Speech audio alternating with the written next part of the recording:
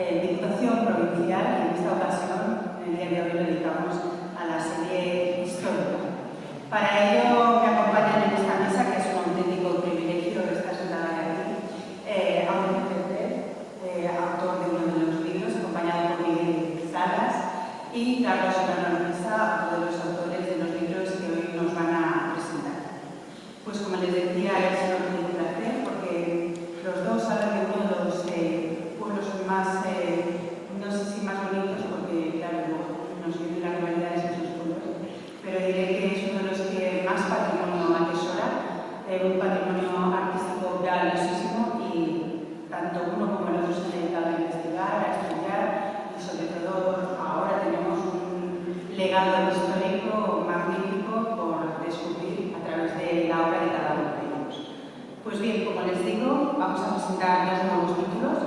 El número 58, Cuaderno de Ordenanzas, del marqués Diego López Pacheco, 1 y 2, a la Villa de Alarcón y su tierra, del autor Aurelio Petre Marín. Y el número 59, El fuero de Alarcón, de los autores Juan Carlos Solano Arrán y Carlos Solano Mesa. Pues me hubiera gustado, y disculpo a la alcaldesa de Alarcón, a Milagros, que no nos ha podido acompañar, pero que se siente muy orgullosa de que podamos dedicar la tarde de hoy a la Villa de Alarcón, que, como les decía, atesora un intensísimo patrimonio histórico y monumental. Por eso que sea una tarde especial en la que dedicamos hoy aquí a la Villa de Alarcón. Pues bien, en primera ocasión vamos a presentar el libro, como les decía, El cuaderno de ordenanzas del marqués Diego López Pacheco, 1 y 2 de la Villa de Alarcón, y su tierra, del autor Aurelio Petre Marín. Aurelio ha dedicado gran parte de su vida a enseñar y a hallar, y a través de las experimentadas y complejas investigaciones, los hechos históricos que constituyen un legado cultural relevante, especialmente en Albacete, en las tierras de Castilla-La Mancha. Aurelio es un investigador muy riguroso, centrado sobre todo y especialmente en la historia. Fue profesor en el Instituto Andrés de Valdelvira y de Historia Medieval y Paleografía y Diplomática de la UNED de Albacete, también en la Facultad de Humanidades de la Universidad de Castilla-La Mancha. Es miembro correspondiente de la Real Historia de la Sociedad de Estudios Medievales, fundador y director durante 9 años del Instituto de Estudios Albacetenses, cuya sección de Historia presidió hasta 2006. Es autor de más de 30 libros centrados en investigación histórica, y hoy tenemos, como les decía anteriormente, el placer de presentar su última novela, editada por esta Diputación Provincial, Cuaderno de Ordenanzas del marqués Diego López Pacheco, 1 y 2, a la Villa de Alarcón y a su tierra. Para presentar esta interesante investigación, contamos con la participación, como les decía anteriormente, de Miguel Salas Parrilla, gran investigador histórico en torno también a la provincia de Cuenca, y a nuestros personajes ilustres ha destacado su obra, sobre todo Miguel, a los castillos de la provincia de Cuenca, un gran éxito editorial. Ha publicado también varios de sus libros a través de la Diputación Provincial y ha sido un gran éxito también. Por tanto, quisiera también agradecer la presencia hoy aquí de Miguel Salas Parrilla y sobre todo que nos ayude en esta presentación tan magnífica del libro de Aurelio Petre, que es, como les digo, e insisto en ello, un riguroso trabajo de investigación que lo que hace es recuperar un momento histórico de gran relevancia sobre el pueblo de Alarcón. Pero para que les hable de ellos con mucho más rigor y mucho más detalle, le voy a pasar la palabra a Miguel Salas Parrilla para hacer la introducción de este libro. Muchas gracias.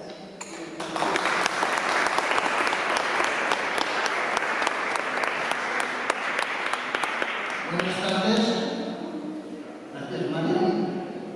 Gracias a la Diputación de Cuenca, que consideró importante editar este libro, y hay que decir que Carla, que es la que lo maquetó bajo la dirección de Marta Segarra, se han esmerado y han hecho un libro además de histórico, además que recupera algo muy importante como unas ordenanzas del siglo XV, pero además está muy bien editado, y esto pues hay que dar la enhorabuena, porque las obras bien hechas hay que reconocerlas. Hoy tengo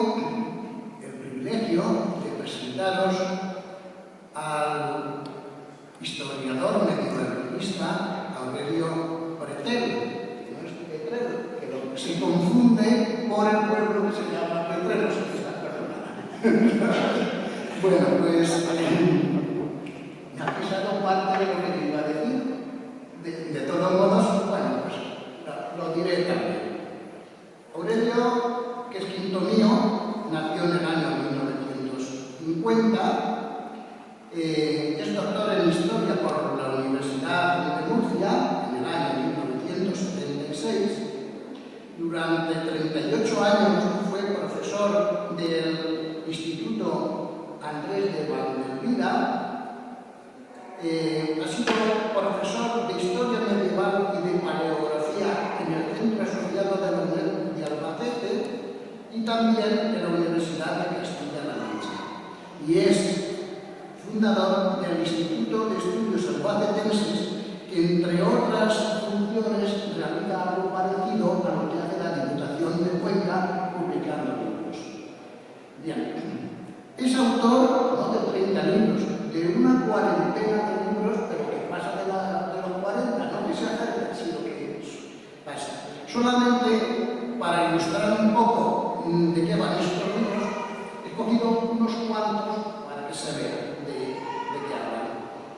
Yo creo que los dos que más fama le han dado son el señorío de Villena en el siglo XIV, que hizo con el profesor universitario Miguel Rodríguez Llopis, que falleció lamentablemente hace ya tiempo, y el señorío de Villena en el siglo XV, que lo hizo ya unos años después, en el año 2011. También tiene Almansa medieval, que se pone el 81, con un título parecido, Chinchilla medieval, de 1992, y con un título también parecido, Ellín medieval, 1999. Estos tres títulos nos están hablando de su especialización pues, en el mundo medieval. También tiene el Albacete hispánico del año 2007, Don Juan Manuel, señor de la Llanura, en 1982, Historia de Chinchilla del siglo XX al XXII, o sea que es probablemente el título más reciente suyo, una novela histórica, que es La Flor de Jaramaco, que la sacó en el año 97, y que está centrada en la biografía del hijo de Don Juan Manuel, de Don Fernando Manuel.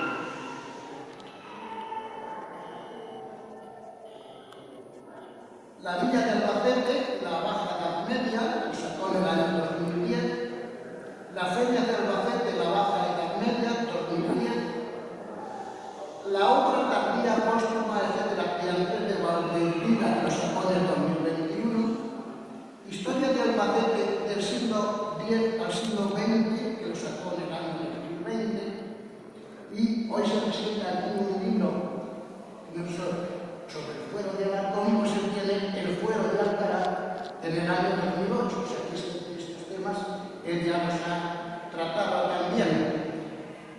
Y yo le decía, Aurelio, tienes que escribir sobre Cuenca, y sí, yo de lo que sé más es de Albacete, pero de Cuenca también, hombre, sí, con todo lo que dices en el señorío de Villena del 14 y del 15, demuestra que sabes mucho sobre nuestra provincia, escribe algo.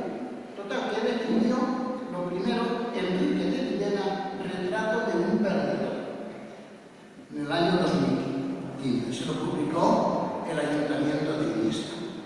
Y hablando de todos estos temas, pues al final nos comprometimos y conjuntamente sacamos un libro que se llama Garcimuñón medieval, un libro de 450 páginas, pero que no es un artículo, no. Pero que a mí lo que más me gusta, aparte de todo lo que se dice de historia en la primera parte, es el anexo con 101 documentos, pero 90 libros inéditos, que dieron la luz por primera vez con este libro.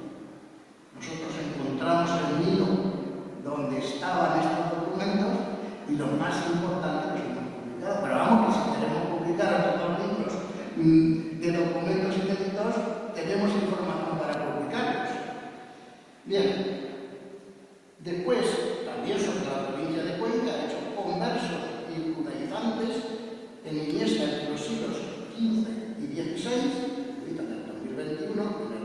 2022 sacó las ordenanzas de Alarcón, que está hablando de las ordenanzas que se dieron a finales del 15 e inicios del 16. Y tengo, el libro lo ha hecho él, pero yo tengo alguna culpa, porque conocía que existía esto, como había dicho él, y yo no hacía más que motivarlo, pero hombre, pero sácalo, pero sácalo y tal. Y ya me puse tan pesado que parece ser que lo convencí. Así que el resultado es el libro que él va a presentar. Muchas gracias.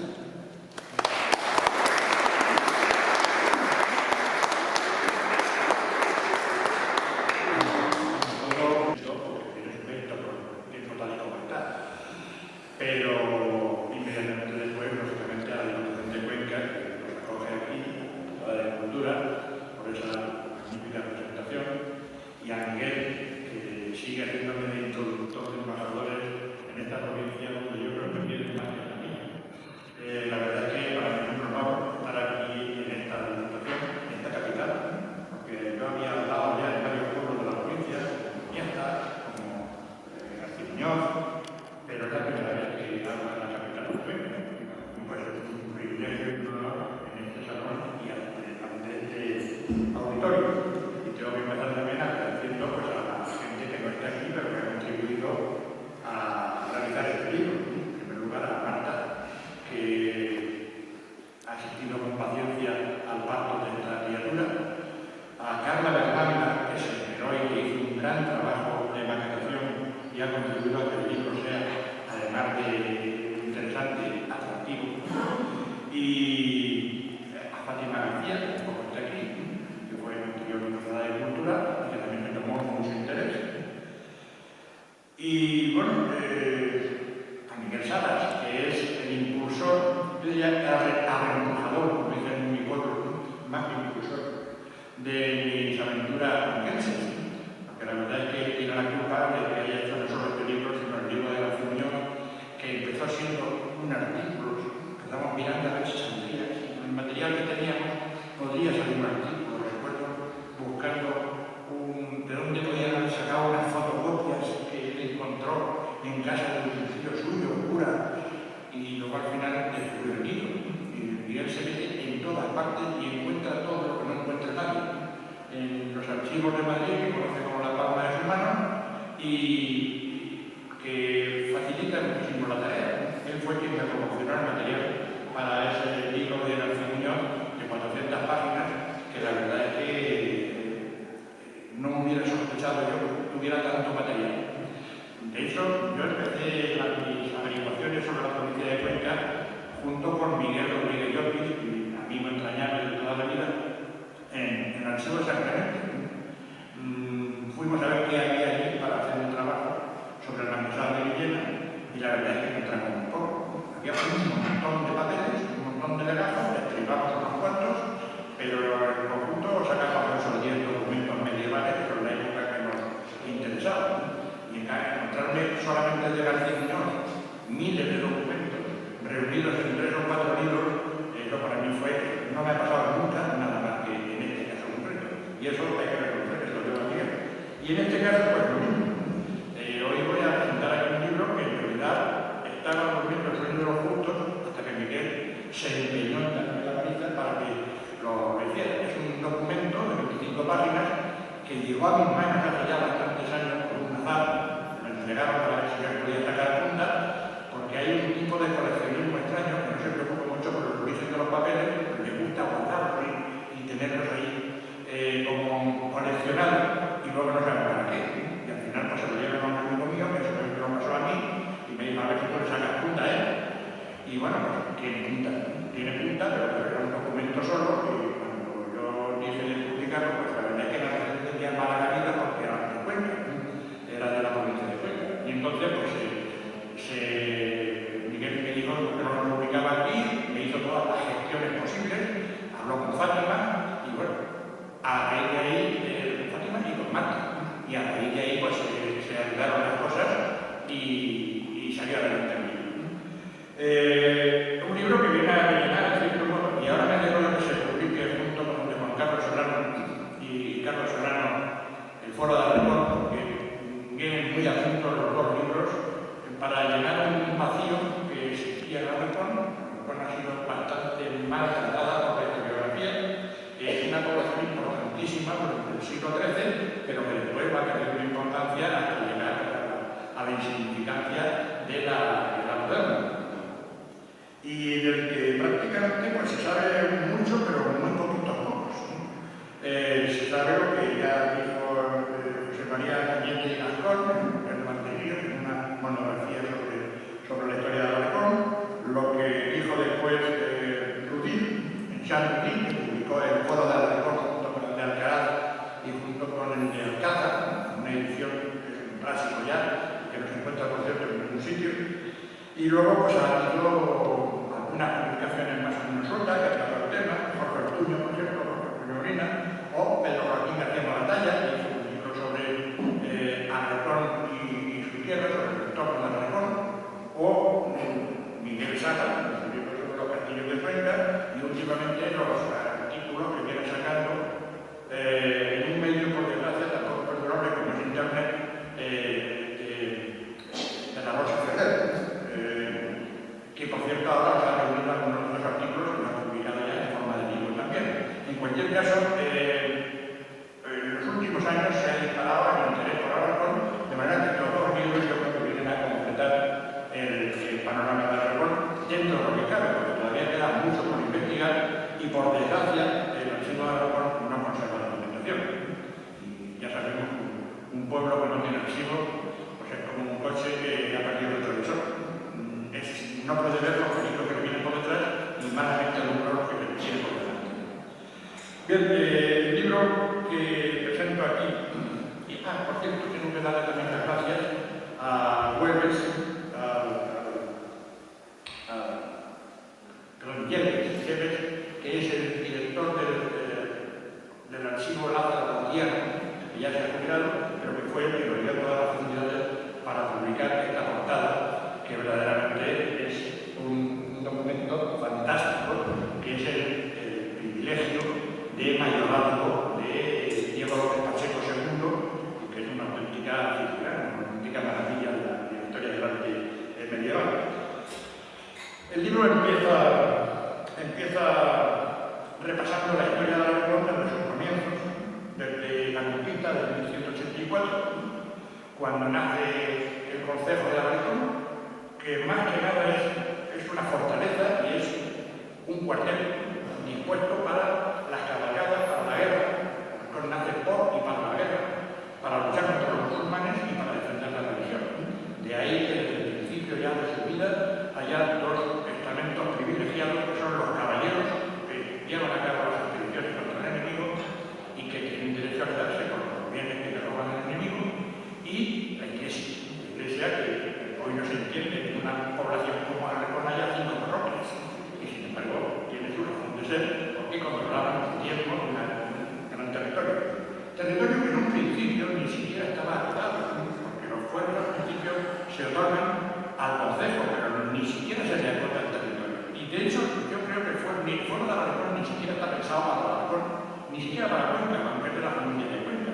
Y la prueba está en que dentro del Foro de Arrecón se citan una serie de pueblos que están muy al norte de Cuenca, como Florejas, o Papelayo, que lógicamente no tendrían por qué aparecer. Es una copia de otro fuero que se le ha perdido el rastro y que es una demostración de que el fuero está pensado para una población mucho mayor y mucho más viva de lo que va a ser Arrecón en todo lo que va a ser el medio. Dice Jiménez de Rada que Alfonso VIII conquistó Arrecón in rupe eternis, es decir, en las rocas eternas, para gloria del cristianismo y luchar contra los musulmanes. Y de hecho el propio Alfonso VIII utiliza Arrecón como base para una serie de expediciones contra los pueblos musulmanes en el entorno, contra la Sicilia, contra la Esquena, contra Alcalá de la Juca, la Roquera y toda la nivel de la Juca durante los años que le quedan de tiempo. De hecho, se habla de que tiene 60 aldeas. Yo creo que es la... Sí, pero yo creo que no es verdad. Creo que no es verdad porque no había aldeas asignadas. Es un dato que da el padre Borrell, que dice que tiene 60 y tantas aldeas, pero entre ellas cita, por ejemplo, Albacete, que es verdad que otras muchas aldeas que yo creo que no han llegado a tener en su poder verdaderamente.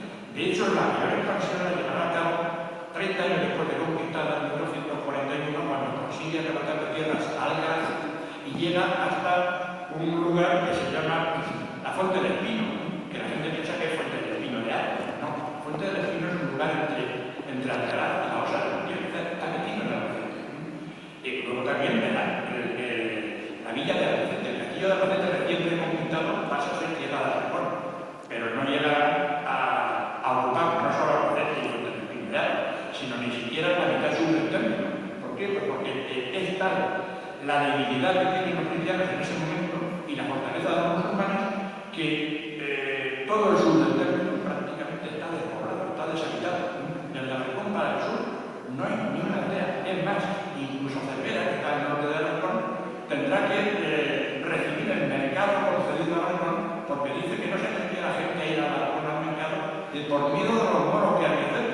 Es decir, estamos hablando de una situación de guerra permanente, de peligro permanente, que no permitimos un gran desarrollo de agua. La propia estructura urbana de Aragón, son las tres calles paralelas en plano ortogonal, cortadas por otras calles en perpendicular, es la estructura que luego se hará mucho más famosa con las Villanuevas o con las Bastidas de época bajo-medieval, que son auténticas fortalezas dedicadas también para la habitación, pero en la que en Aragón no llegará a arraigar nunca una gran población, porque primero no hay sitio y segundo las circunstancias pues, no lo favorecen. Ya hemos dicho que hay dos estamentos privilegiados que van a ser al mismo tiempo la razón de la fuerza de Aragón en el siglo XIII y del hundimiento y de la decadencia a partir del siglo XIV. Son el clero y la caballería. El clero, sobre todo el clero de Cuenca, que extrae de Aragón muchos más beneficios de lo que se queda del propio Aragón.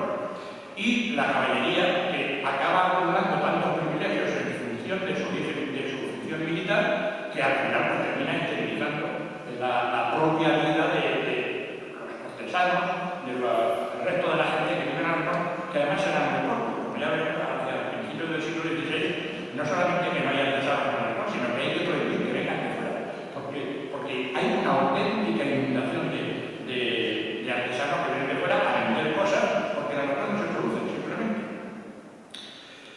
Después de esto paso a hablar de la reforma de los señores. El verdadero problema de Aragón, el segundo problema después de esto que ya hemos dicho, es el paso a señorío. A partir del siglo XIV, desde finales del XIII, pero sobre todo del XIV, Aragón pasa a ser señorío de los Manuel, de la familia Manuel. Ya don Juan Manuel ya tuvo algunas aldeas de Aragón adjudicadas, pero será don Juan Manuel quien consiga, presionando a María de Molina, que se le otorgue al Aragón no solamente ya como renta temporal, sino como señorío vitalicio.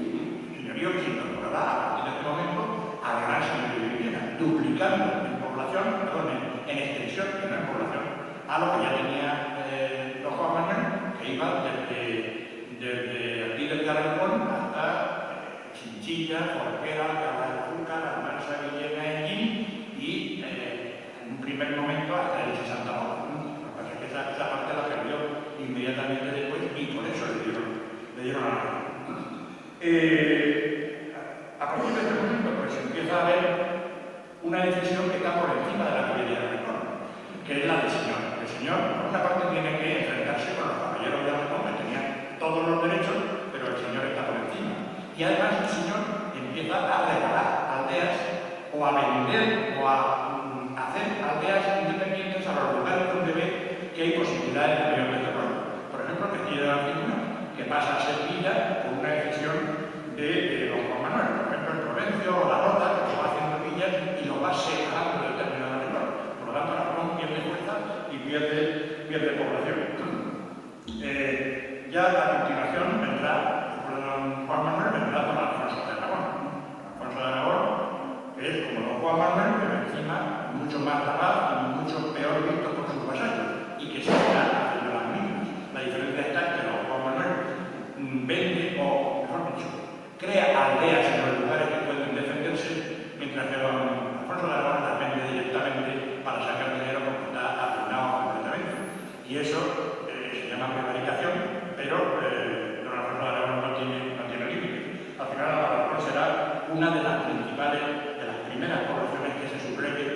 contra Alfonso de Aragón junto con Chinchilla y determine la caída del marquesado de Villena, el marqués de Villena. A partir de entonces empezará a depender directamente del rey, que será Enrique III de Oriente en 1395. Pero el rey le ocurre lo mismo que a Alfonso de Aragón, tiene sus compromisos y empezará a seguir quitándole aldeas e incluso llegará a entregar el propio Aragón como señorío a un noble portugués que había apoyado al prior de Clermont, Álvarez Camelo, que no sabemos si llevaba una posesión de Aragón o probablemente ni siquiera fue admitido por la caballería de Aragón. Y así llegamos ya al siglo XV, durante el cual las aldeas de Aragón se van a ir separando totalmente y se va a armonizar completamente. La capital sigue siendo Aragón, pero la autoridad del concejo cada vez va siendo más restringida. De hecho, se mantiene, eso me llama el común de Aragón, que es el conjunto de las personas, de los vecinos de las aldeas que no tienen privilegios, es decir, que no son caballeros, y que tienen una representación en el concejo. De hecho, es el único pueblo en todo el marquesado de Villena que tiene dos representantes en la junta del marquesado. Los demás tienen un representante. Este tiene dos, uno de los caballeros y otro del común, es decir, de los que son comunes, especiales, los que no tienen privilegios especiales. A partir de entonces, a partir del siglo XV, pues hay un periodo de guerras que van a destrozar completamente todo el marquesado, quizá Aragón menos que otros porque vuelven a revitalizar su principal característica, la fortaleza. Las guerras de los infantes de Aragón, que concluyen con la batalla de los Meses, que por fin llevan al poder a Juan Pacheco. Juan Pacheco, el marqués de Villena famoso, que va a ser el creador de un nuevo marquesado de Villena y que va a intentar enfrentarse a la monarquía, va a dominar el cuerpo y no va a poder dominar a los reyes católicos, que son mucho más fuertes y mucho más hábiles que él. Al final, eso determinará una guerra que ya no padecerá Juan Pacheco, sino su hijo, Diego López Pacheco, que pagará los platos rotos por el padre, y al final, después de la guerra del marquesado con los reyes católicos, pues se va derrotado y obligado a firmar una paz que, como yo digo muchas veces, tenía que besar la mano que hubiera preferido morder, pero no le dejaron ni morder ni besar prácticamente. Fue despreciado, apartado de la corte y a partir de ese momento pues se inicia una etapa de plena decadencia con el pobre marqués Diego López Pacheco engañado sucesivas veces por los reyes católicos que le prometen y no le cumplen, que le intentan darle largas y lo mandan a la guerra de Granada, va a la guerra de Granada a hacer méritos para ver si vuelve otra vez a tener la privanza que tuvo su padre junto a Enrique IV, pero luego que gana en la guerra de Granada la muerte de un hermano y la amputación de un brazo, con lo cual cuando vuelve pues va a ser un hombre derrotado, vencido, que va a hacer lo imposible por volver a recuperar su situación, pero que ya no va a poder ser. Este Diego López Pacheco es el primero, mejor dicho, a este Diego López Pacheco corresponden las primeras 5 ordenanzas, las primeras 5 cartas de las que trata este cuadernillo que reproducimos aquí en el libro.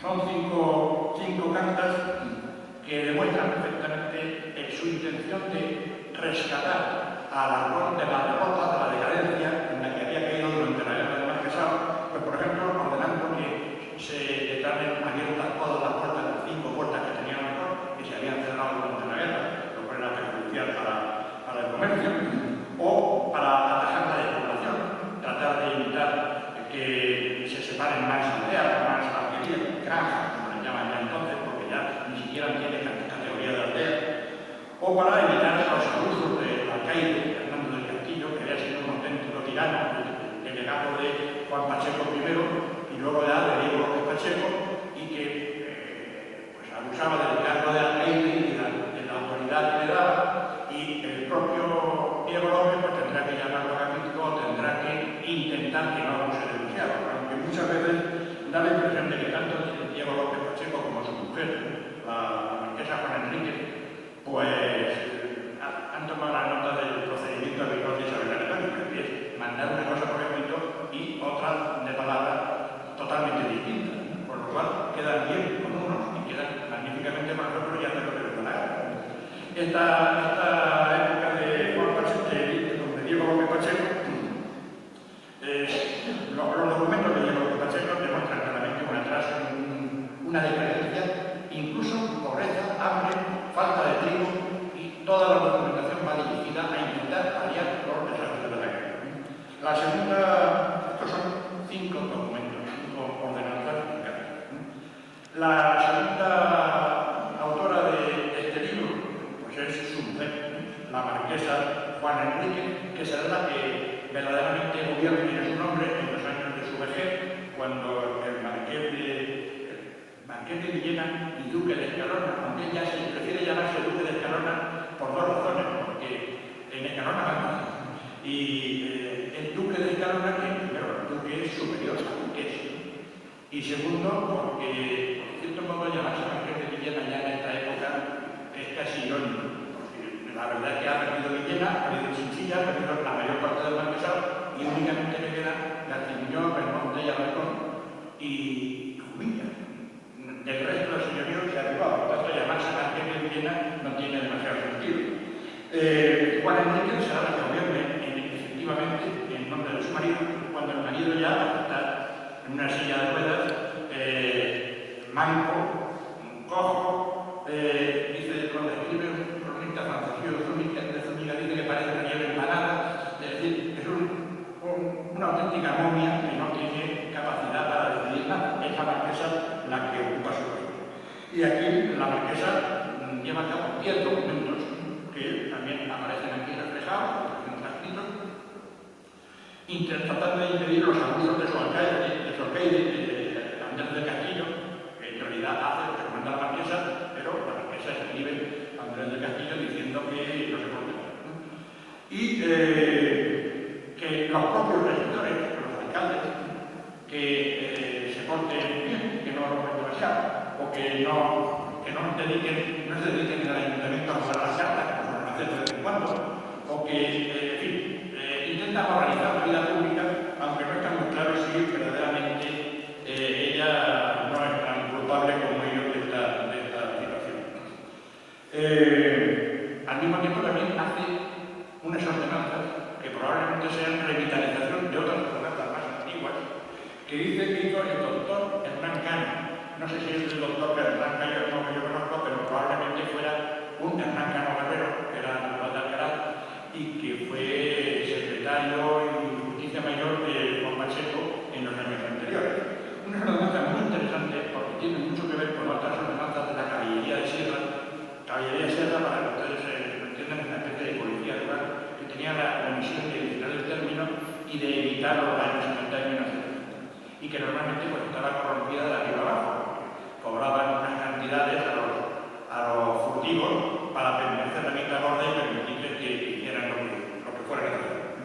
Y luego también hace otras ordenanzas también el doctor Cano Guerrero sobre los oficios del Consejo, es decir, cómo deben ser los cargos públicos y cómo deben elegirse.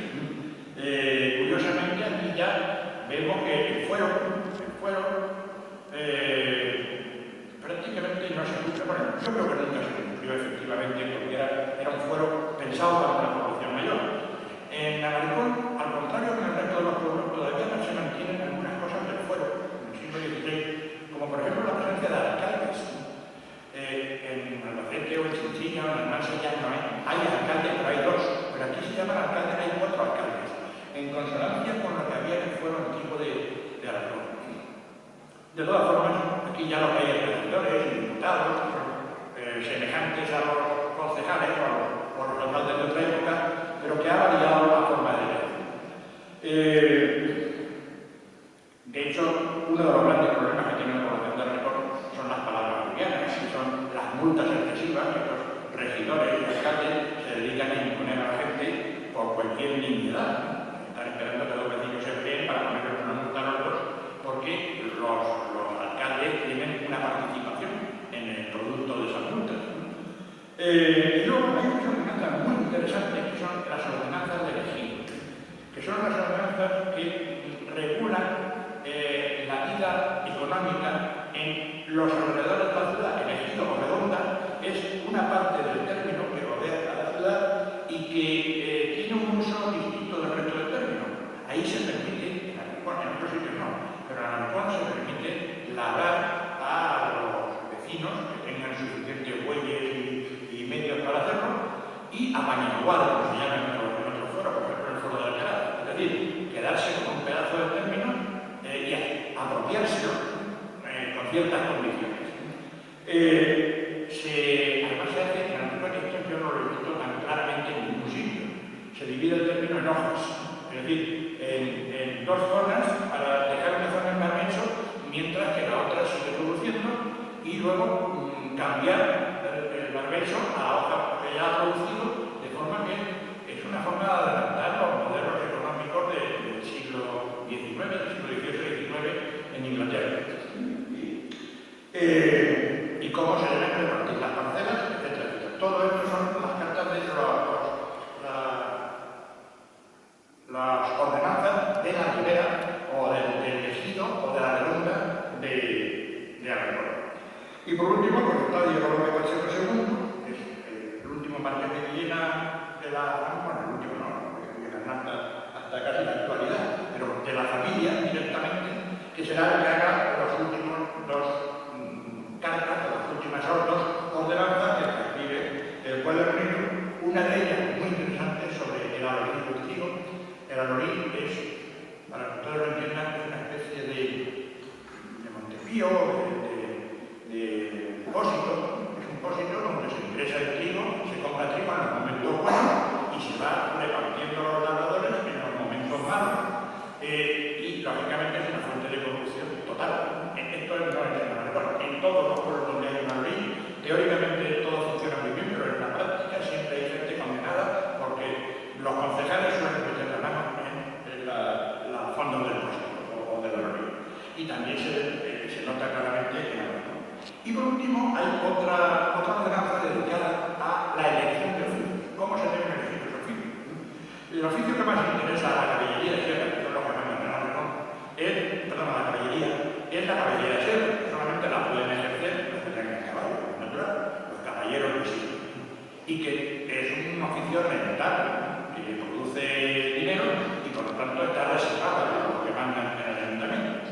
El problema es que también hay una gran corrupción en estos oficios y en principio estos oficios se sorteaban y al final se llega a una corriente que empezó el señor Marqués los nombra a dedo para evitar que haya enfrentamientos entre los caballeros de los que sí se siguen nombrando a estilo fuero antiguo, como en el fuero, son los alcaldes. Hay 6 alcaldes que se siguen eligiendo por parroquias, es decir, por poblaciones. Cada población elige un alcalde que luego juntos formarán la justicia teóricamente, aunque aquí se llaman alcaldes a los que no se llaman servidores. Es un sistema un poco distinto el de Aragón, porque viene derivado del fuero. El fuero de Aragón yo creo que ya lo organizó, pero que no funciona. De hecho, un poco le pasa como actualmente pasa con la Constitución.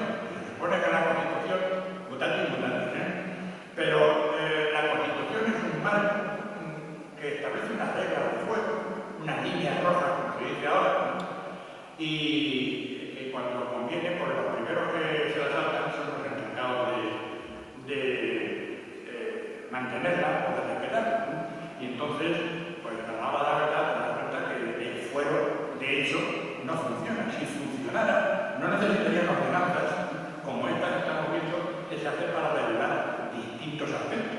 La ordenanza se diferencia en eso, en que es una norma supletoria, una norma que completa, rellena y aclara determinados puntos del fuero, pero que en realidad lo están contradiciendo y al final tienden a sustituirlo en la práctica en todos los pueblos. Y de hecho, una de las cosas que he intentado hacer en este libro es comparar las costumbres que se derivan de las ordenanzas de Aragón con las de Chinchilla o con las de Alcalá de Juca o con las de Jorquera, que sean correctas.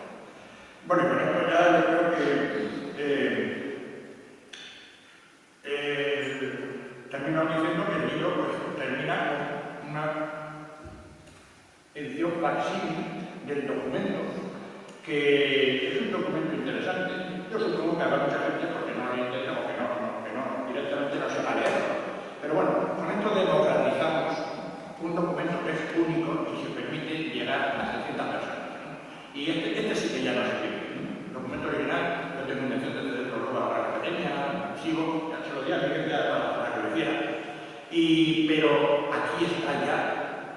más de él, porque está reproducido fielmente, fotográficamente, en las páginas de este libro.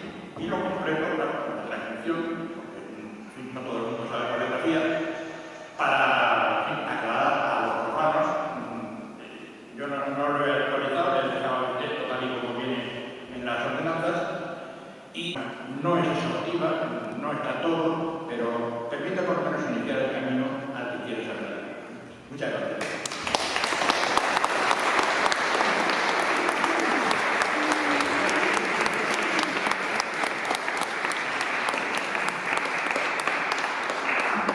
Nos quedamos todos con muchas ganas de poder disfrutar detenidamente de este cuaderno de ordenanzas del Marqués Diego López Pacheco. De verdad que sí, ha sido un placer escuchar. Aurelio Frente, que me cuesta, ¿no? Bueno, muy bien, pues a continuación vamos a proceder a presentar el siguiente libro, El Fuero de Alarcón. En esta ocasión es de los autores Juan Carlos Solano y Carlos Solano Gordesa. Ambos autores son naturales de Huerta de la Viscaría y conjuntamente han escrito los siguientes libros de tema histórico: Huerta a cabeza de la Viscaría, Juan Bautista Martínez del Marco, pintor de cámara de Felipe IV y obra de Velázquez conquense, Beteta Alma de la Sierra, 2000 años de historia, María de Albornoz y Enrique de Villena, su relación con Cuenca, e Historias de la Viscaría. En esta ocasión, para la presentación, nos acompaña Carlos Solano, que además me confesaba que ya va por la edición de, bueno, ha escrito ya en torno a los 20 libros.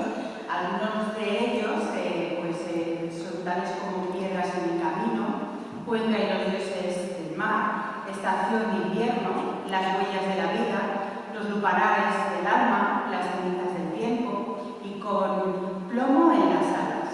Juan Carlos y Carlos de nuevo se han adentrado en la investigación histórica, dando como fruto el libro que vamos a presentar hoy, El Fuero de Alarcón, una edición en la que han pretendido realizar un estudio con un carácter más divulgativo de lo que es el Fuero de Alarcón. Para ello han preparado una actualización del lenguaje moderno y posteriormente han llevado a cabo la transcripción de dos códices que se conocen del Fuero de Alarcón y un apéndice de los documentos. Para ello quiero dar también la enhorabuena a los dos autores por el trabajo tan exhaustivo que han llevado a cabo con este libro, muy centrado, sobre todo, en el Fuero de Alarcón. Y por tanto le paso la palabra al doctor Carlos Solano, que se va a encargar de presentarnos el libro, pero que va a comenzar con un visionado de la proyección de imágenes de Alarcón. Muchas gracias. Cuando quieras, Carlos.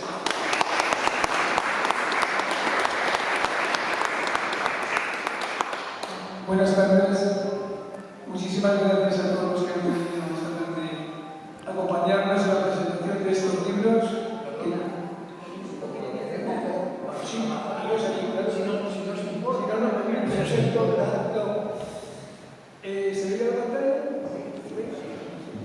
Bueno, pues quería decir muchísimas gracias a todos, a los que esta tarde nos habéis acompañado aquí, a mi familia, sobre todo también a la diputada de Cultura de Ángeles, a Marta Segarra, muchísimas gracias, que siempre nos trata maravillosamente bien, a mi sobrina, que está acá por ahí, que es la interventora de la organización, en fin, estamos en familia, estamos entre amigos, y sobre todo a la gente que ha venido de los pueblos esta tarde a acompañarnos aquí, creo que especialmente a mí también, porque es un recuerdo inolvidable.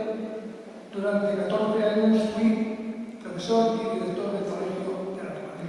Así que vamos a ver esta cosita que os he preparado aquí para que veáis un poco pues, lo que es Alarcón para quien no lo conoce.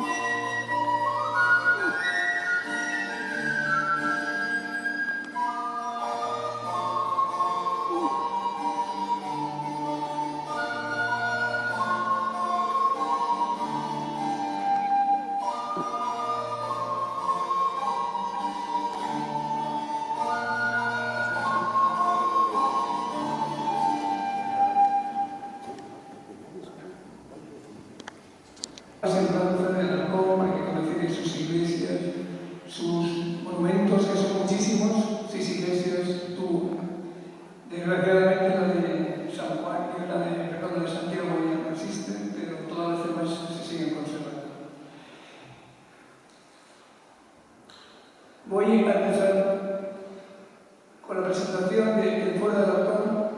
Para mí es algo muy entrañable el haber hecho este trabajo por las connotaciones que tengo con este pueblo singular y maravilloso. Lo hago también mío, es como si fuera mi segundo. Señora diputada de Cultura, Marta Segarra, jefa de Comunicaciones, mi querida sobrina María, que está por ahí, y sobre todo mis queridos amigos de Alarcón y todos los demás que me habéis acompañado esta tarde aquí, y para mí es un placer y un privilegio. La Villa de Alarcón es hoy en día un pequeño municipio de la provincia de Cuenca, en la comunidad autónoma de Castilla-La Mancha. Cuenta con una población de 148 habitantes, según el censo del Instituto Nacional de Estadística, seguramente haya casi menos. Situado a 87 kilómetros al sur de Cuenca, posee una superficie de 120 kilómetros cuadrados y está a la altitud de 831 metros. Su término se encuentra regado por el río Júcar, que forma el embalse conocido como Pantano de Alarcón. La villa está situada río abajo del pantano de su mismo nombre, teniendo además a sus pies la pequeña presa de Enchileros. Cuando llega a Alarcón Antonio Pons, conocido en su época como el abate Pons, un historiador, pintor y viajero español a lo de su cabalgadura en 1777, lo describe de la siguiente manera.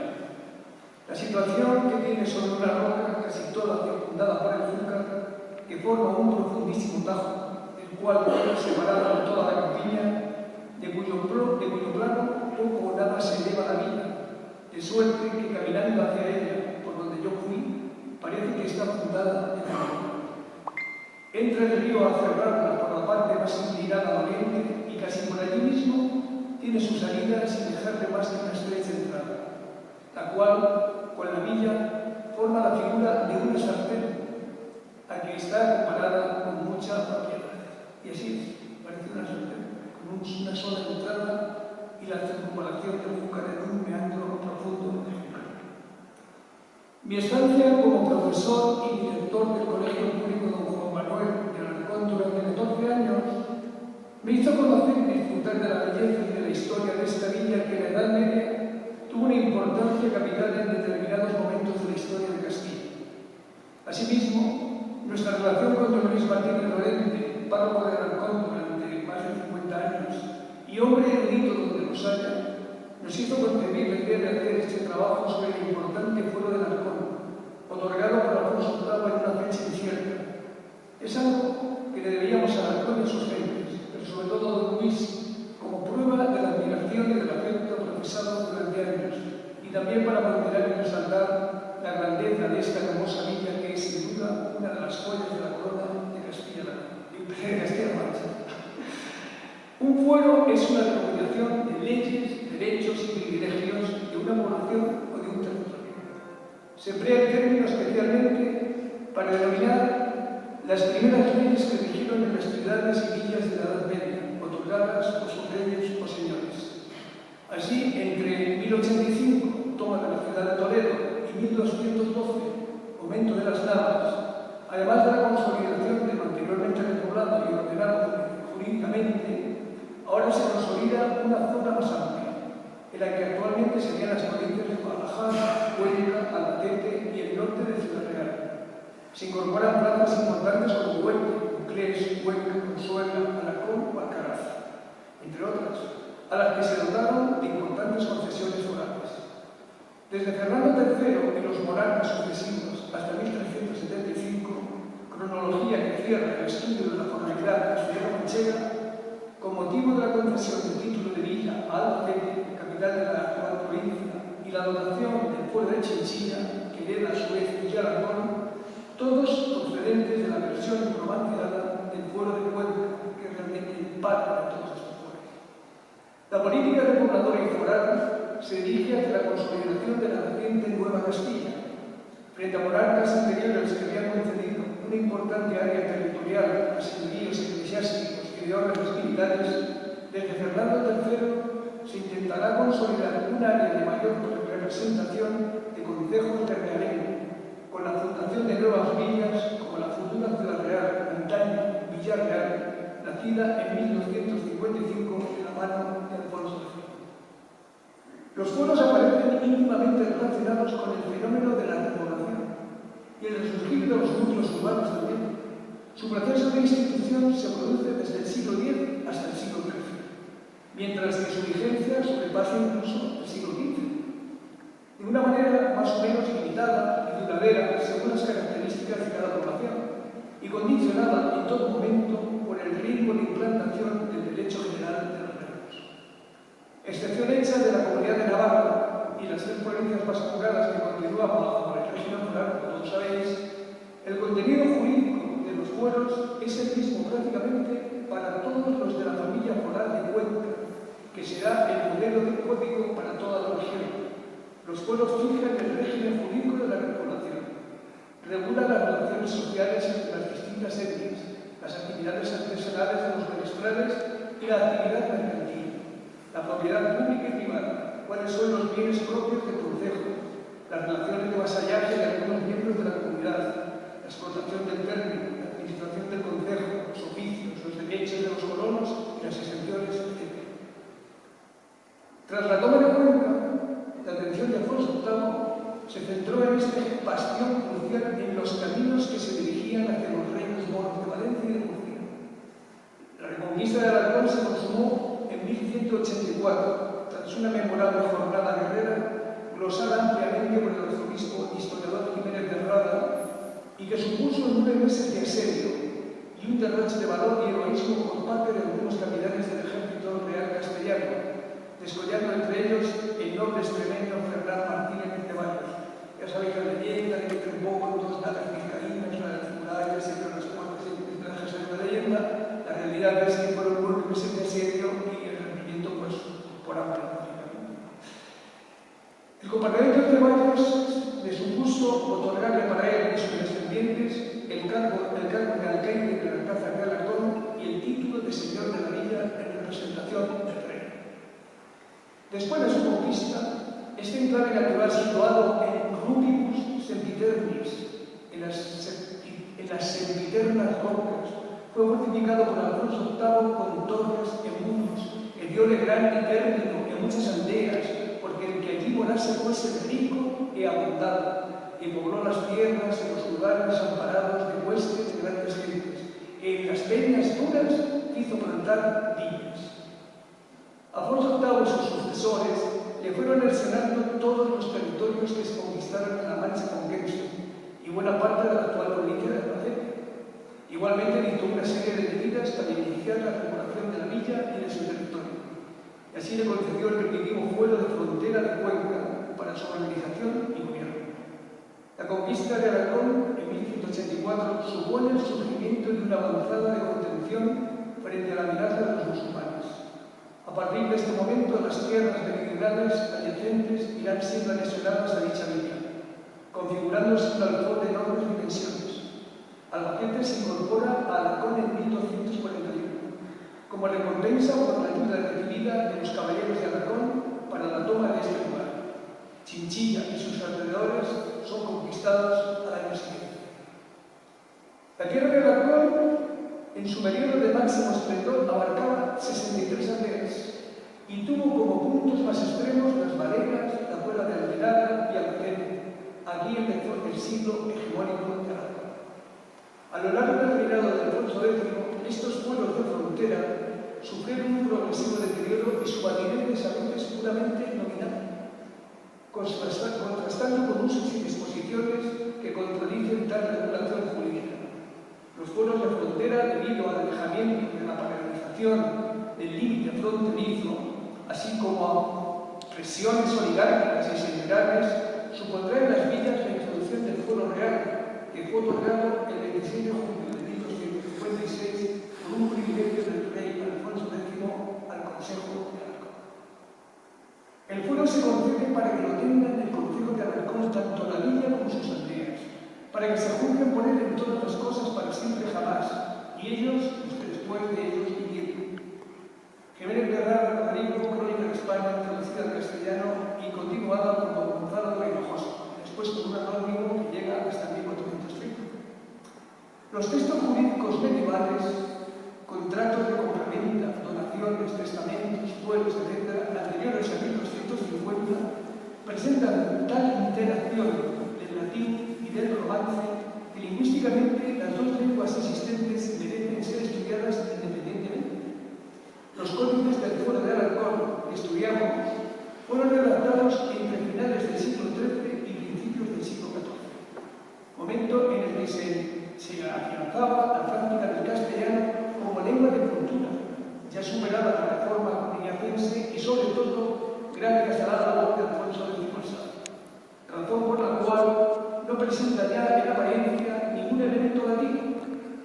léxico aislado en latín y fórmulas introductorias en esa lengua, es decir, externamente son textos enteramente romances. No obstante, al tratarse de adaptaciones del texto latino del Fuero de Cuenca, hay que tener presente que es probable que escondan influencias del texto original. En suma, desde Alfonso VI hasta Fernando III o Alfonso X, el fuero dado a las distintas villas alberga algunos preceptos, que, separándose del derecho general existente, pretenden establecer algunas excepciones o especialidades, fundamentalmente en distintas materias, tales como alguna excepcionalidad al grupo social allí asentado, ya fuera de tipo fiscal, militar e incluso penal. Pero en ningún caso el fuero es entendido como las reglas marcadas en el diploma como instrumento jurídico conformaría el derecho completo de la villa, muy al contrario, sería lo excepcional respecto de la norma general. Normas que tienen como fundamentación la regulación del territorio. De ahí que su contenido vaya dirigido a mejorar las condiciones de vida de los pobladores, con menos exigencias fiscales, militares e incluso penales. Con el paso de los años, estos nuevos contenidos forales derivan hacia unos ordenamientos locales relativamente completos, consolidando así la tendencia a equiparar la palabra fuero con la de derecho tradicional. Así como monarcas como Alfonso VIII o sobre todo Fernando III y sus sucesores, además de consolidar un área geográfica y fronteriza mayor, es precisamente esta peculiaridad, la de la frontera y la necesidad de agregar nuevos elementos pobladores, la que generaliza en los pueblos algunos elementos comunes, tales como la reserva de oficios públicos a la caballería villana, de premia o de cuantía, privilegio este propio de la foralidad extremadurana, además de los que acompañan a esta institución en forma de privilegios sociales y jurídicos. Una importante dosis de autonomía municipal con importantes privilegios de exención fiscal y sistemas de tributación a partir de imposiciones indirectas. La existencia del fuero de Alarcón se menciona por primera vez a través de la concesión que se realiza a la localidad de Tela. Está en Toledo, cerca de... Es un pueblo que ya se ha vecino, pero está en... Ahora lo diré más adelante. El 11 de noviembre de 1208, cuando se afirmaba en el privilegio que del present scriptum notum signum nos ad Ildefonso res Castelli Toleti dono itamque vobis forum de Alarcón ut sempre minuta villatis et heredatis fatta carta a Talavera era 1246, 10 mensis novenas. Rodin es el encargado de realizar una edición sinóptica de una versión del Códice de Alarcón que data de finales del siglo XIII, coincidiendo esta edición con una gran época de apología de la traducción. Yo el francés fatal sobre los ingleses aquí, o no traduzco lo que dice el francés. Fue un gran periodo del apogeo y florecimiento de los derechos locales que tuvo lugar tras el fracaso del intento hecho por Alfonso el Erudito de imponer el fuero real y de unificar el ordenamiento jurídico de la Iglesia. De los códices del fuero de Alarcón, el padre Marcos Muriel se hacía eco de la existencia de dos conservados en el Archivo Municipal de Alarcón, de los cuales el más antiguo se encuentra custodiado en la Biblioteca Nacional de España con 87 folios, y del cual Rodin se encarga de realizar su edición, y el segundo está en la Real Biblioteca. Posteriormente sabemos que el 26 de julio de 1256 Alfonso X concede un privilegio a Alarcón, haciéndole extensivo la vigencia del fuero del Libro, apenas unos años después.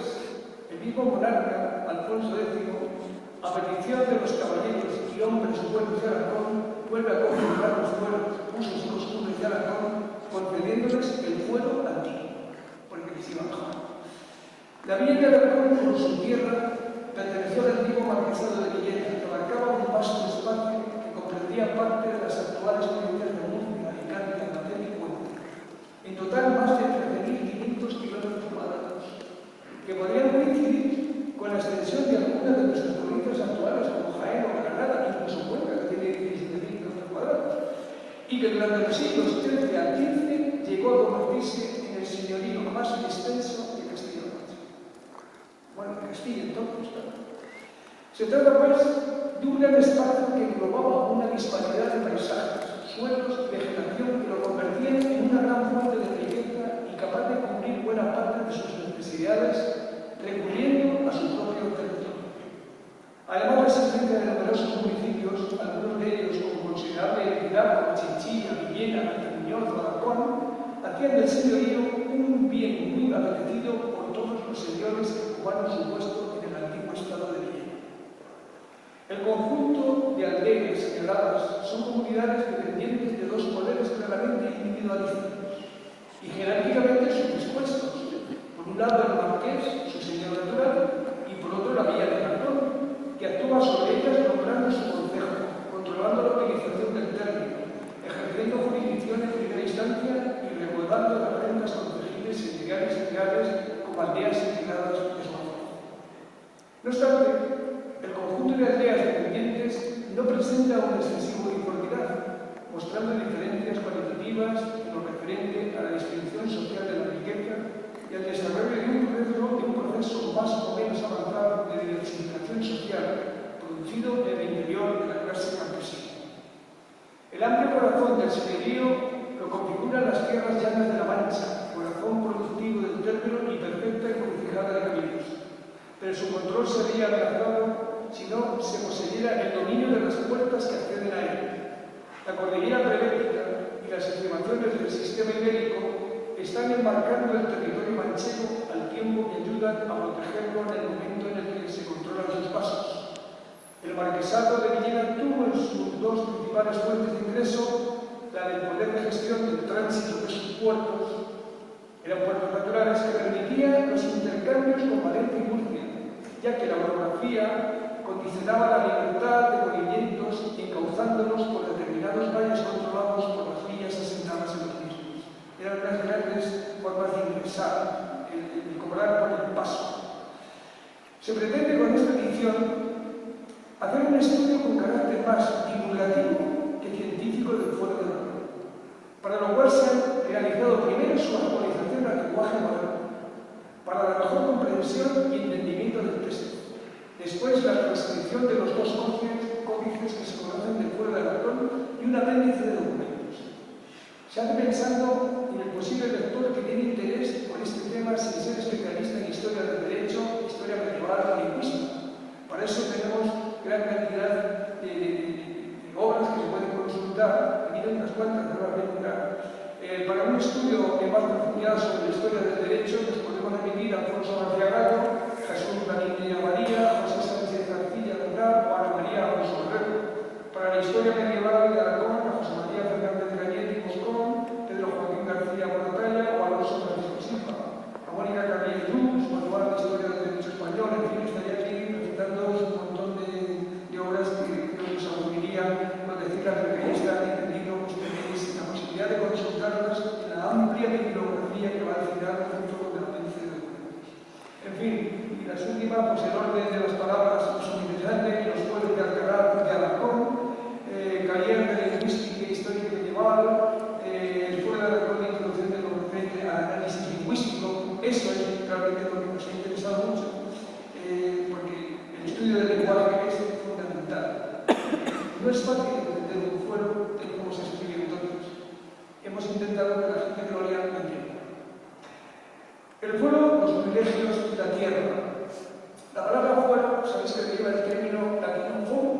El foro de los romanos era la plaza, el lugar, la plaza pública.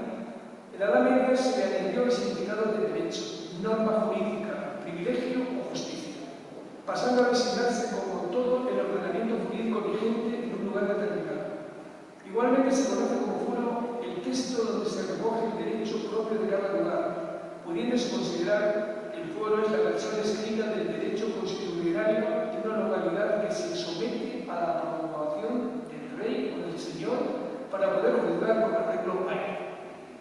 El fuero de Alfonso VIII, los fueros municipales son textos de los cuales se recopila el derecho de una ciudad o villa y pueden ser clasificados por el idioma en el que están escritos, por quién los otorgaba o por la extensión de los mismos. Así se puede decir que el fuero de Aragón está escrito en lengua romance, es extenso y otorgado por el rey Alfonso VIII. Reglamenta la vida social y económica de Alarcón, porque se ocupa de la vida y de su jardín, de sus vecinos, marca las pautas comerciales, prestaciones personales, regula los diferentes cargos y oficios municipales y las instituciones de derecho privado, penal y procesal. Al final del texto está el código de los aranceles de hostalaje, que es la cantidad de dinero que debe pagar el comerciante itinerante por alojarse en la villa de Alarcón y las tarifas o aranceles que debía exigir el portaquero por la entrada del producto para su venta en el mercado. Estas listas de productos y aranceles se reducían, aumentaban o modificaban según las circunstancias y las épocas. En el siglo XIII, copiar un fuero para concederlo a otra población era una actividad corriente, por lo cual hay escritos varios fueros con pequeñas variaciones adaptadas a cada villa o ciudad, pero en lo esencial hay un gran parecido entre ellos. Un fuero puede ser origen de otros, formando familias, siendo una de las familias más importantes la denominada Cuenca de Teruel. Así, el fuero de Alarcón es una adaptación del fuero de Cuenca, el preferido por Alfonso VIII, que destaca por su amplitud y perfección, llegando incluso a mantener los mismos nombres propios. En el título 755, referente a cómo debe ser la guarda del ganado, pues utiliza referencias geográficas de otras villas, que allá quedaba antes Aurelio, precisamente de la Sierra de Cuenca, pues como Fabrejas, Villeta, Armayones, Puerto de Gallo, Cañizares, etc. Recuerdo, en fin, que toda se ve claramente que es una copia de. También forman parte de esta familia los pueblos de Huerto, Úbeda, Plasencia, Zorita de los Canes, Alcaraz, Baeza, Alcázar de San Juan, Moya, Villaescusa de Agua, Berna, Almansa, Requena, Ignatoraz, y tiene parcialmente influencia de esta familia Cuenca de Teruel los pueblos de Salamanca, Soria, Sepúlveda, Alcalá de Henares, Orihuela, Plasencia, Cáceres, Usal, en fin, infinidad de ellos. Alfonso García Gallo considera después de una publicación de Jan Brunil un manuscrito de contenido muy parecido al fuero de Cuenca, que unas veces recogía el derecho de Úbeda y otras el de Baeza, y la mayor parte del derecho de N. Le ponían N porque cogía como ejemplo cuando ahora hacemos una instancia, ¿no? Tienes el texto hecho y pones ahí tu nombre y es lo que solicitas en la instancia. Bueno, pues aquí el fuero estaba hecho, lo que había era que ponerle el nombre de la ciudad o de la villa a la cual se iba a conceder el fuero. Eso se llama pues, el fuero en el cual N indica al amanuense que ahí debe poner el nombre de la villa o la ciudad a la cual se concede. Este formulario de fuero, que recogía el derecho más generalizado para Extremadura, lo tendría delante un jurista para redactar el fuero de Cuenca, y desde este instante el modelo de Cuenca se convierte en el formulario más utilizado, desplazando al que se había utilizado hasta ahora.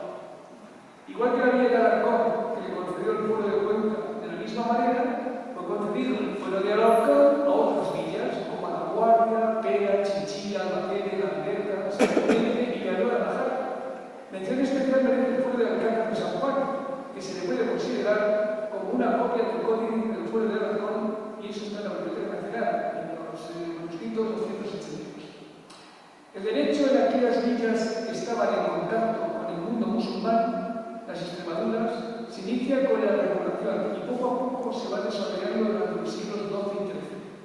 Después de la conquista de Alarcón en 1184, Alfonso VIII, en común acuerdo con su esposa Leonor y su hijo Fernando, le fue concedido a Alarcón el fuero de Cuenca. Por tanto, para que sea conocida la prerrogativa y la vana dignidad, concedió de buen grado a los habitantes y moradores de Alarcón, tanto presentes como venideros, este código de libertad, a cuyo tenor se traen los asuntos de la casa pública y se examinen en justicia las sentencias con libertad de decisión y concedido por real acuerdo, lo confirmó para siempre con el sello de Fíjate. Es de suponer que el texto original del fuero de Alarcón dado por Alfonso VIII estaría escrito en latín y se parecería a la forma primordial del Forum Conchi, y los dos códices que nos han llegado son una traducción al romance de este fuero. No figura en los códices la fecha de otorgación del fuero de Alarcón, por lo cual es incierto.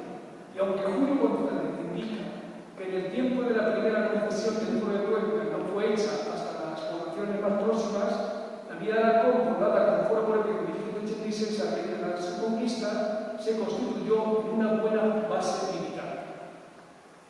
Si como argumento media la concesión del fuero de Cuenca debió de ser entre el 29 de noviembre de 1189 y el 16 de enero de 1190, creyendo como fecha más probable el mes de diciembre de 1189 y como el fuero de Alarcón fue concedido según el fuero de Cuenca posteriormente, la autorización sería posterior a esas fechas, por lo cual se puede tratar entre los últimos años del siglo XII y principios del siglo XIII.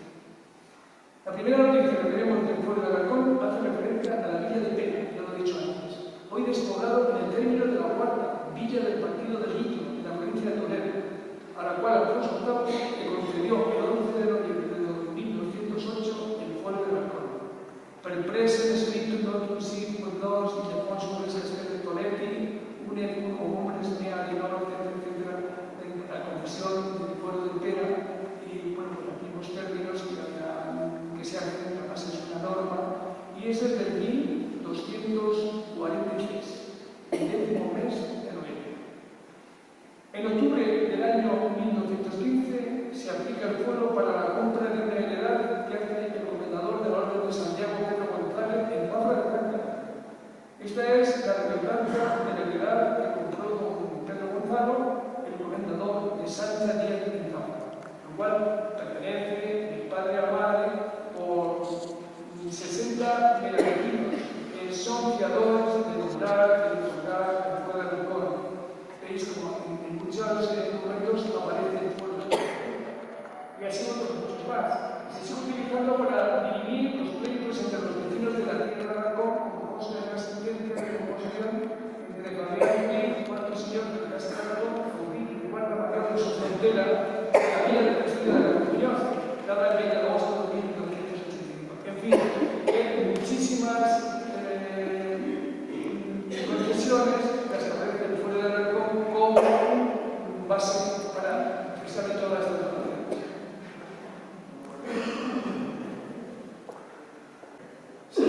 Había ordenanzas y estatutos hechos de la dicha villa del Monte, al tiempo que se había dado a dicha tierra en dicho lugar de tres puntos, fue subjugado al fuero y por los capítulos de ordenanzas de la dicha villa del Alarcón, que eran de los guardas y caballeros de sierra de la dicha villa del Alarcón.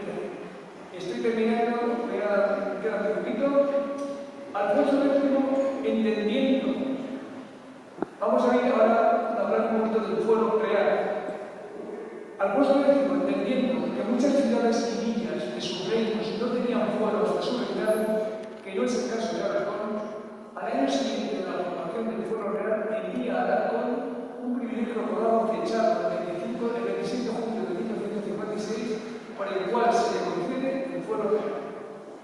Esto, en el fondo, es una artimaña para trasladar el control y dominio jurisdiccional de todos sus súbditos. Por lo que pretende el monarca es la reivindicación de la creación del derecho que impone el monarca, en otras palabras, la implantación del derecho regio en aquellos territorios que no la tienen.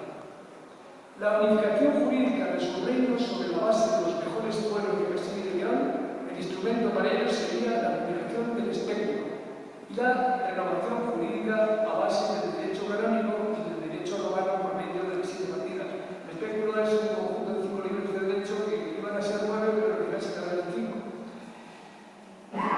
Igualmente, el fuero real fue concedido a otras villas, a Pacalar de Campó, Sahagún, Palencia, Peñafiel y sus aldeas, Soria, Cuenca, Lienzo, Buitrago, Burgos y sus aldeas, Trujillo, Ita, Ávila, Plasencia, Béjar, Villarreal, Madrid, Guadalajara,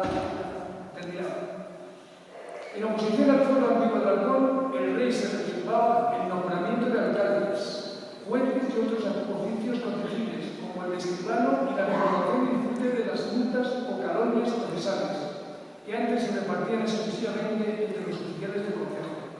Juez, alcaldes, escribano, protección, mandador y los litigantes del pleito, por lo que 10 años más tarde, por petición de los caballeros y hombres de buena familia de Alarcón, volvería a concederles el fuero antiguo. Mención especial merece el filólogo hispanista Jan Rodin, que junto al fuero de Alarcón también publicó el fuero de Baeza, Alcalá y Alcázar de San Juan.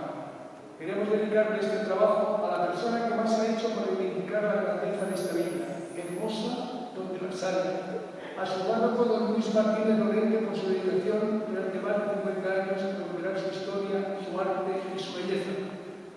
Muchas gracias a todos por vuestra presencia en la presentación de este libro, que supondrá un eslabón más para descifrar parte de la historia de este pueblo a que considero también mío, por mis connotaciones personales y afectivas. Muchas gracias, buenas tardes y un abrazo para todos.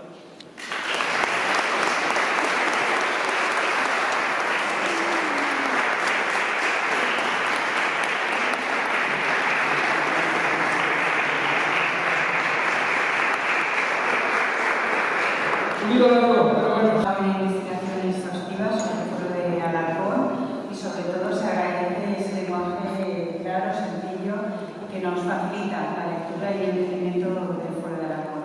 Muchas gracias y de verdad a los dos por estas magníficas presentaciones. Esta parte